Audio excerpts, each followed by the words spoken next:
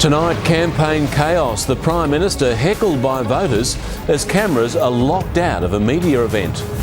An injured bushwalker falls to his death during a rescue mission that went horribly wrong. The United States makes its case for military action in Syria as more atrocities emerge. Sydney homebuyers snap up the first release of luxury apartments at Barangaroo. And the Burgess family celebrates a slice of history in the Rabbitohs' win over the Tigers. This is 7 News at 6 with Mark Ferguson. Good evening. This time next week, the polls will have just closed and Australia will have chosen its government for the next 3 years. Kevin Rudd already faces an uphill battle, and today things just got worse. He was heckled by voters, accused of snubbing a disabled woman, and the media contingent was locked out of his main event. Kevin Rudd invites the media on a tour of a Darwin GP super clinic. Only the cameras weren't allowed in. Jodie Spears, 7 News. Still to come in 7 News, hundreds join a rally in Sydney in support of asylum seekers. The Hunter Valley refugee plan and why it could trigger the end for Labor. And the Duchess of Cambridge returns to work. We'll have her thoughts on motherhood next. More than 300 people have protested in support of asylum seekers, marching through Marrickville to the electoral office of Deputy Warren, 7 News. Sport now with Ryan Phelan, and Ryan, we're headed for a Rabbitohs Roosters showdown. Mark Souths are winning the minor premiership race for now. The action from the Burgess, big night next. Also, the Raiders crash out, devoured by a hungry beast in Auckland. Plus, a buddy big headache for the Hawks and a finals bonus for the Swans.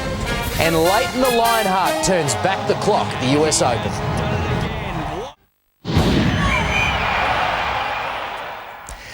Good evening. The Panthers can join the top 8 tonight if they beat the Bulldogs at ANZ Stadium. Penrith didn't look like a team playing for their season. Brilliant, of course, you'll see all 26 Group 1s on Channel 7, and that is the day's sport. Fergo? OK, Ryan, thank you. It was a beautiful day in Sydney to see out a very warm winter. I'll have the forecast for the first day of spring right after the break. We enjoyed another sunny, warm day in Sydney, the perfect way to wrap up winter. The city reached a top of 24 degrees, 6 above average. Right now it's 18. It was a mild night across Sydney with lows of 11 at Parramatta and 14 along the coast. Top temperatures reached 22 along the beaches today, 24 at Liverpool, Richmond and Penrith, 23 at Gosford and 22 at Manly. Around the country tomorrow, Brisbane will have a brief shower, a top of 27. Sunny in Canberra and Melbourne. Hobart can expect a late shower, a top of 23. Adelaide will be sunny. Perth can expect a shower or two. And Darwin will be sunny, a top of 35. On our waters, light southwesterly winds will tend southeast in the afternoon. Conditions will be slight on a small swell of less than a metre.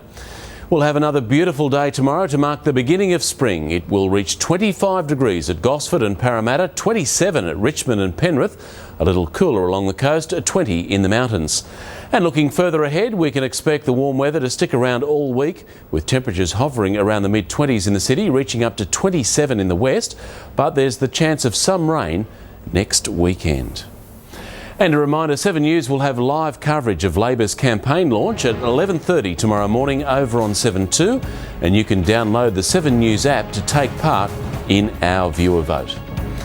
That is 7 News for this Saturday. I'm Mark Ferguson. I hope all the dads have a great Father's Day tomorrow.